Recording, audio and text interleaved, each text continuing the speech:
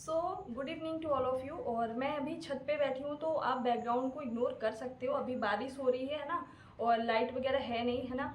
तो एक चीज़ और कि हमारे बघेलखंड में बारिश को जब छोटी छोटी बूंदें गिरती हैं तो उसको क्या बोलते हैं, बूंदाबांदी। याद कर लेना, क्योंकि आयोग का पसंदीदा टॉपिक है बघेलखंड, चाहे उसकी जनजातियाँ हों चाहे उसकी शब्दावलियाँ हों। चलो, तो आगे चलते हैं। बुक लिस्ट आज मैं मेंस की बताने वाली हूँ। दो तीन चीज़ें पहले ही मैं क्लियर कर दूँ कि देखो, जो बुक्स मैं बताने वाली हूँ हो सकता है वो किसी के लिए बहुत फ़ायदेमंद साबित हो जाए और किसी के लिए बकवास साबित हो जाए, है ना। बहुत लोग फिर बाद में आके कमेंट करते हैं आपने जो बताया ये मेरे लिए अच्छी नहीं थी, बहुत ही बोरिंग थी एंड ऑल।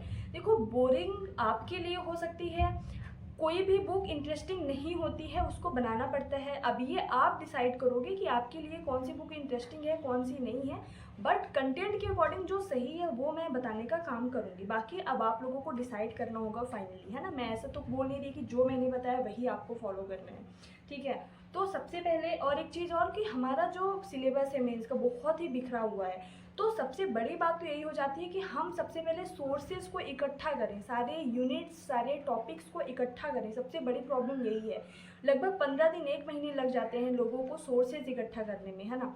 तो इंग्लिश मीडियम के लिए सबसे ज़्यादा प्रॉब्लम क्रिएट होती है। एनीवेज, अभी आकार आईएएस के और महात्मा गांधी के जो अच्छे खासे नोट्स जो बनाते हैं, जो जहाँ पे सबसे ज़्यादा ट्रस्ट होता है बच्चों का, वो अभी तक आया नहीं है न्यू सिलेबस के अकॉर्डिंग, ठीक है। तो या तो आप 15 दिन 1 महीने का वेट करो, या फिर जो मैं बता रही हूँ वो भी अच्छे हैं। आराम से इस बार ऊपर ऊपर ही क्वेश्चंस आने हैं मेंस में, ठीक है। तो जिनका भी मेंस अभी 2025 में है, 24 में है, तो वो तो पढ़े ही, और साथ में जो जिनका 2025 में वो भी पढ़ सकते हैं।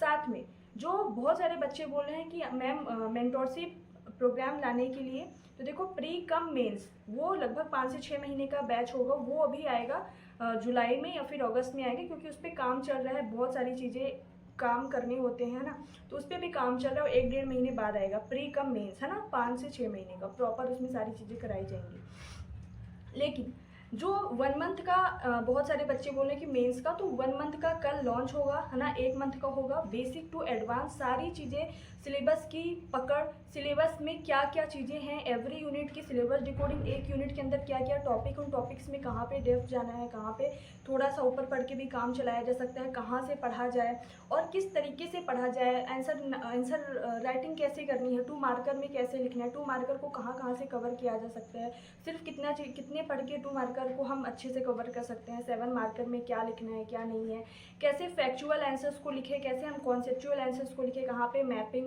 करनी है, कहाँ पे हम करंट अफेयर्स के बहुत सारे डाटा वगैरह को ऐड कर सकते हैं, और सबसे इंपॉर्टेंट कि नोट्स मेकिंग कैसे करें। ये बहुत सारी ऐसी चीज़ें हैं जहाँ पे चर्चा करेंगे डेली। तो 30 दिन होंगे और कल बाकी आपको डिटेल में बताया जाएगा, ठीक है। तो कल लॉन्च होगा और 1 जुलाई से हमारी क्लासेस स्टार्ट होंगी। तो स्टार्ट करते हैं। सबसे पहले पेपर 1 की बात करें। देखो, जो पेपर 1 में है, मैं हर पेपर के हर पार्ट को 2 पार्ट्स में डिवाइड करूंगी, एक तो ओल्ड और एक न्यू, ठीक है। तो पेपर 1 में unit 1, unit 3, unit 4 and unit 5, ये चारों यूनिट्स एकदम ओल्ड सिलेबस से मैच करती हुई हैं।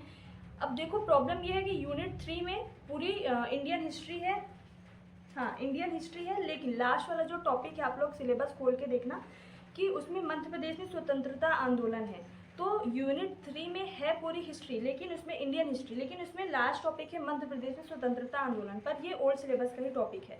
इसी तरीके से यूनिट 4 में पूरी एमपी की हिस्ट्री है, लेकिन एक अलग से टॉपिक है कि गणतंत्र के रूप में भारत का उदय, यानी कि टॉपिक्स थोड़े इधर से उधर किए गए हैं, ठीक है। फिर यूनिट 5 की बात करूँ तो बाकी सारी चीज़ें ओल्ड ही हैं। जनजातीय व्यक्तित्व का योगदान स्वतंत्रता आंदोलन में, ठीक है, ये थोड़ा सा अलग है। अब अलग तो नहीं है क्योंकि हम एमपी में ऑलरेडी पढ़ते हैं।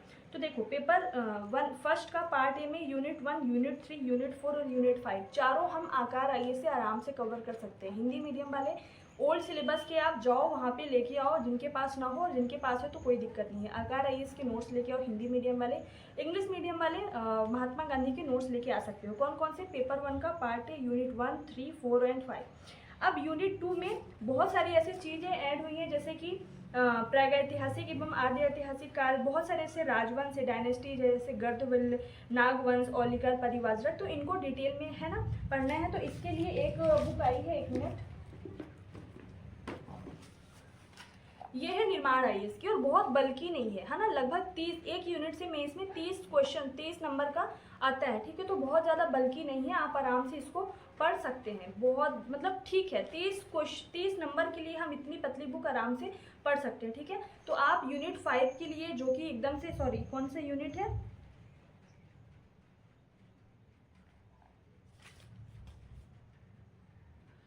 यूनिट 2 के लिए कम से कम इतनी बुक हम आराम से पढ़ सकते हैं, इतनी पतली बुक पढ़ सकते हैं। तो निर्माण आईएएस जो कि एकदम से अलग है, अलग अलग डायनेस्टी जिसमें ऐड हुई है, तो आप निर्माण आईएएस से पढ़ सकते हैं, ठीक है।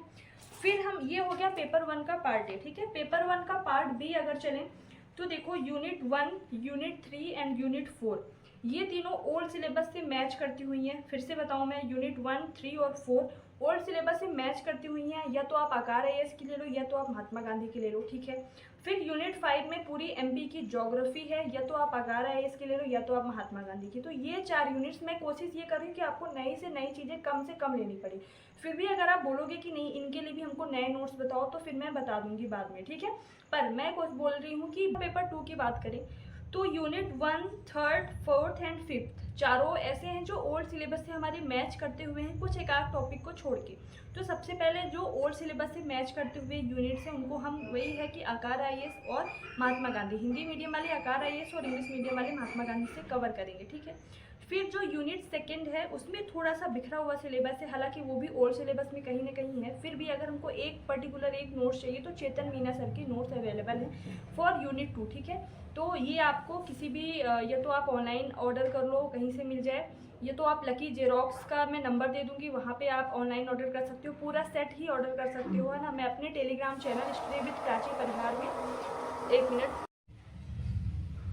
तो देखो study with Prachi Parihar Telegram channel है, उस पर आप ऐड हो जाना। मैं क्या करूँगी कि सारे यूनिट्स के अलग से लिख के आपको पूरा सेट बना के दे दूँगी, ठीक है। तो आप जेरोक्स, लकी जेरोक्स करके शॉप है शायद वहाँ पे इंदौर में, तो उसका मैं कॉन्टैक्ट नंबर भी दे दूँगी। आपको पूरे अच्छे से इंक्वायरी करके ही आपको बुक्स वगैरह ऑर्डर करनी है, ठीक है। मेरा काम है आपको अवेलेबल करा देना। आप बहुत सारे लोग सिर्फ कलरफुल बुक्स को ही पढ़ पाते हैं, तो आप लोग पूछ लेना कि किस तरीके की बुक्स वहाँ पे अवेलेबल कराई जाएंगी, प्रिंटेड कराई जाएंगी तो वो ब्लैक एंड वाइट में मिलेंगी। तो सारी चीज़ें आप पूछ के ही आगे का काम करना, ठीक है। मेरी रिस्पॉन्सिबिलिटी इतनी है कि मैं आपको अवेलेबल करा दूँ, बाकी आपकी रिस्पॉन्सिबिलिटी है आप क्या ले रहे हो, कहाँ से ले रहे हो, इंक्वायरी वगैरह लेके करके फिर ही करना, ठीक है। फिर हम आते हैं पेपर 2 में। तो पेपर 2 का जो पार्ट 1 है उसके जो फर्स्ट 3 यूनिट है, पेपर यूनिट 1, यूनिट 2 और यूनिट 3, वो आप कर सकते हो। या तो देखो ओल्ड सिलेबस से मैच करता हुआ है, तो या तो आपके पास आकार है, देखो बारिश हो रही है तो आवाज़ आ रही होगी, थोड़ा सा इग्नोर करना। आकार के ले सकते हो हिंदी मीडियम वाले, मतलब है तो पढ़ना आकार से, या तो महात्मा गांधी से। या फिर पेपर 2 का पार्ट ए का फर्स्ट यूनिट, सेकेंड यूनिट और थर्ड यूनिट तीनों एक साथ मिल जाएंगे आपको, सिविल जॉब्स, ठीक है। सिविल जॉब्स की आपको नोट्स मिल जाएंगी, ठीक है। फिर पेपर 2 का पार्ट ए का यूनिट 4 और यूनिट 5 आपको तथागत के नोट मिल जाएंगे, ठीक है। तथागत के या फिर सत्येंद्र टैगोर पब्लिशर, इन दोनों में से कोई आप एक ले सकते हो। मैं बोलूँगी तथागत के आपको लेने हैं, ठीक है। फिर एक चीज़ और मैं ऐड ऑन करना चाहूँगी कि जो पेपर 2 का मतलब सेकेंड पेपर का फर्स्ट पार्ट का यूनिट 5 है, उसमें ऐसी चीज़ें हैं, ऐसे टॉपिक्स हैं जहाँ पे आप इंटरनेट, न्यूज़पेपर आदि का जब सहारा लोगे तो आप अपने आंसर्स को और ज़्यादा इन्हेंस कर पाओगे, ठीक है। तो बहुत सारे ऐसे टॉपिक्स हैं जहाँ पे हमको न्यूज़पेपर के जो एडिटोरियल्स आते हैं, या फिर जो इंटरनेट में बहुत सारी ऐसी चीज़ें आती हैं, बहुत सारे ऐसे साइट्स हैं, ऐसे गवर्नमेंट साइट्स हैं जहाँ पे हम जो नॉलेज दी रहती है, जो जानकारी दी रहती है, उनका हम यूज़ करके अपने नोट्स में ऐड करके और अपने आंसर में ऐड ऑन करके अपने आंसर को इन्हेंस कर सकते हैं, ठीक है। फिर पेपर 2 पार्ट बी बात करें तो देखो ये तो आप आकार के और महात्मा गांधी के नोट्स के इनका वेट कर सकते हो, या फिर आप नहीं कर सकते हैं तो देखो पेपर 2 पार्ट बी के लिए फर्स्ट 2 यूनिट यानी फर्स्ट यूनिट और सेकेंड यूनिट सिविल जॉब्स के लिए, ठीक है। सिविल जॉब्स के आप ले सकते हो 546 यानी 546 रुपये में, या तो आप ऑनलाइन ऑर्डर कर सकते हो, ये तो पूरा सेट मंगाना है तो लकी जेरोक्स पे आप कॉल करके आप मंगा सकते हो, ठीक है। फिर साथ में पेपर सेकेंड का पार्ट 2 का जो 3, 4 और 5 यूनिट है वो दर्पण से आप मंगा सकते हो। तो फर्स्ट 2 के लिए सिविल जॉब्स और लास्ट 3 यूनिट्स के लिए दर्पण के लिए, ठीक है। फिर उसके बाद हम आगे बढ़ते हैं तो पेपर 3 के लिए देखो बहुत ही बिखरा सिलेबस है, एक साथ में बोलूँ कि बस एक ही कोचिंग का या फिर इस बुक को पढ़ लो तो नहीं हो पाएगा, ठीक है। तो पेपर 3 के लिए फर्स्ट पार्ट है फर्स्ट पार्ट में सिर्फ और सिर्फ आपको दर्पण लेना है, दर्पण की बुक लेनी है। वो पूरी यूनिट 1 to यूनिट 5 इकोनॉमिक्स का पूरा पोर्शन आपको कवर कराया गया है उसमें, ठीक है। कौन सी? दर्पण की बुक, या तो ऑनलाइन मंगा सकते हैं आप लोग कहीं से भी अरेंज करके, है ना। तो 1 to 5 यूनिट यानी पेपर 3 का जो पार्ट ए का पूरा पोर्शन है वो दर्पण की नोट से आपका कवर हो जाएगा। हिंदी मीडियम वाले, इंग्लिश मीडियम वाले को आप वो ये मैं हिंदी मीडियम वालों के लिए बता रही हूँ, इंग्लिश मीडियम वालों के लिए मैं अलग से बताऊँगी अभी। फिर सेकेंड पार्ट के लिए क्या करना है, 1 to 5 पूरी या तो आप दृष्टि से पढ़ लो, या तो आप पेपर सेकेंड के लिए 1 to 5 पूरी दृष्टि से पढ़नी है, ठीक है। तो पेपर 3 का जो पार्ट बी है उसमें 1 to 5 पूरे यूनिट्स, पार्ट बी जो पेपर 3 का 1 to 5 तक जो यूनिट्स है, 5 यूनिट्स है, वो आपको दृष्टि IAS की नोट्स या फिर उनकी जो बुकलेट आएगी उससे आपका कवर होगा, ठीक है। फिर पेपर 4 की अगर मैं बात करूँ तो यूनिट 1 to 5 तक पूरी 1 to 5 जो एथिक्स वाला पोर्शन है, जो एक्स्ट्रा भी कुछ ऐड हुए हैं टॉपिक्स, वो पूरा आपको दर्पण की नोट से मिल जाएंगे, ठीक है। तो पेपर 4 का जो पार्ट ए है दर्पण से, और पेपर 4 का पार्ट बी उद्यमिता एंटरप्रेन्योरशिप वाला पोर्शन भी पूरा आपको दर्पण से कवर हो जाएगा। तो पेपर 4 में सिर्फ आपको 2 बुक्स लेनी पड़ेंगी या फिर 2 नोट्स लेने पड़ेंगे, वो हैं दर्पण के, दोनों पार्ट्स के लिए अलग अलग आएंगे। फिर पेपर 5 के लिए मैं बोलूँगी, आई वुड सजेस्ट कि आकार IAS के नोट्स हिंदी मीडियम के लिए, हिंदी मीडियम क्या मतलब पूरी हिंदी के लिए, इंग्लिश और हिंदी दोनों मीडियम के लिए आ चुके हैं, ठीक है। आकार IAS के नोट्स आप वहाँ से पढ़ लो। एक चीज़ और सजेस्ट करूँगी, जो शब्दावलियाँ हैं वो आप लूसेंट से ज़रूर पढ़ के जाना, ठीक है। तो शब्दावलियाँ जो हैं जैसे कि विलोम शब्द हो गया, पर्यायवाची हो गया, कहावतें हो गई, अनेक शब्दों में एक शब्द हो गया, तो ये सारी चीज़ें आप लूसेंट से ज़रूर पढ़ के जाएँ। और साथ में आकार IAS के नोट्स आ गए हैं तो आप पेपर 5 के लिए ले सकते हो, और आकार IAS के नोट्स बहुत ही अच्छे होते हैं, मैं फिर से बोल रही हूँ, ठीक है। पेपर 6 में आप देखो, पेपर 6S एक तो मयंक सर के निबंध की बुक आई हुई है, ठीक है, वो ले सकते हो पेपर 6 के लिए निबंध में, और साथ में जो भी अलग से जो भी टॉपिक्स हैं। और एक चीज़ और कि निबंध के लिए, ऐसे के लिए हमको सिर्फ किसी बुक में बंध के नहीं रहना है। ऐसे एक ऐसा पोर्शन है जिसमें सभी डायमेंशंस कवर करने होते हैं, सभी डायमेंशंस को फॉलो करना होता है, उनके प्रोज कॉन्स और बहुत सारी ऐसी चीज़ें होती हैं। तो हमको इंटरनेट का सहारा पेपर 6 में लेना ही लेना है। इंटरनेट का सहारा, बहुत सारी ऐसी वेबसाइट्स होती हैं जहाँ पे बहुत सारे ऐसे नॉलेज होते हैं, बहुत सारी जानकारियाँ दी हुई होती हैं, ठीक है। तो इस तरीके से पूरा पेपर 1 to पेपर 6 मैंने बताया क्या क्या आपको बुक लिस्ट वगैरह दी गई हैं, ठीक है। और साथ में कौन कौन सी बुक्स आपके पास होनी ही होनी चाहिए साथ में, वो मैं बताना चाहूँगी। 1 मिनट, देखो ये है 10 मार्कर, ठीक है। ये 10 मार्कर है, किसकी है? 1 मिनट, श्री कबीर पब्लिकेशन की है। तो देखो 10 मार्कर में मैं 1 मिनट कोई भी पेज ओपन करके बता रही हूँ आपको, 1 मिनट। हाँ, अब जैसे भारत के महत्वपूर्ण वन उत्पादों पर चर्चा करें, तो यहाँ पे देखो पूरा आपको पैटर्न बताया गया है, ठीक है, पूरा पैटर्न बताया गया है। और फिर उसके बाद बांस के बारे में 2-3 लाइन, तेंदुपत्ता के बारे में, सागौन के बारे में, साल के बारे में, मतलब कि इस तरीके से पूरा आपको क्वेश्चन आंसर फॉर्मेट में ये पूरी बुक दी हुई है। और काफ़ी, इसमें कितने पेपर हैं? इसमें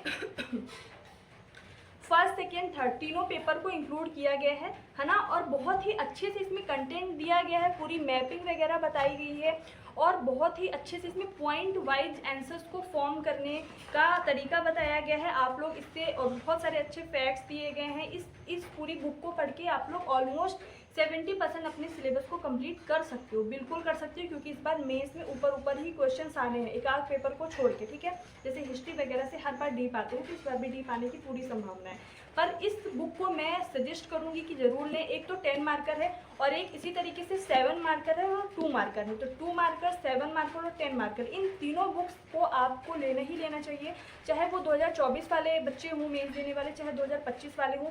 इत्मीनान से इसको पढ़िए, डेली 1-2 घंटे करके करिए, तो आपको ऑलमोस्ट, जब हम आप किसी टेस्ट में, किसी भी टेस्ट सीरीज में भी बैठोगे ना, तो आपको बहुत ज़्यादा डेवलपमेंट होगा, आपका बहुत ज़्यादा आपको लगेगा कि कहीं ना कहीं से इस बुक से हेल्प मिल रही है। तो ये 10 मार्कर है, अभी मेरे पास 7 भी आने वाली है, आ चुकी है मार्केट में, और 2 भी आ चुकी है। तो आपको 2 मार्कर, 7 मार्कर, 10 मार्कर, जिससे किसी को नहीं पता है कि किस तरीके से आंसर को फॉर्म करें, टू मार्केट में कितना हमारे पास कंटेंट होना चाहिए। बहुत सारे ऐसे क्वेश्चंस होते हैं जिनको हमें कंटेंट ही नहीं मिलता है, बुक्स में भी नहीं मिलता, किसी नोट्स में भी नहीं मिलता। तो उसके लिए ये बुक सबसे अच्छी होगी, प्रैक्टिस के लिए सबसे बेस्ट है और बहुत ही अच्छा कंटेंट है, ठीक है। सो आई होप कि मैंने बहुत जल्दी बनाने की कोशिश करी है और बहुत ही ख़राब मौसम में बारिश हो रही है, पर मुझे ये था कि आज एनी हाउ आना ही आना है ना सारी चीज़ें। सो आई होप कि इस पूरी वीडियो से आपको हेल्प मिली हो। अगर हेल्प मिली हो तो लाइक कर सकते हो, कमेंट करके ज़रूर बता सकते हो, और अगर कुछ गलतियाँ यहाँ पे हुई हो तो आप बिल्कुल कमेंट करो, मैं सुधार करने की कोशिश करूँगी। Thank you so much. जय हिंद, जय भारत।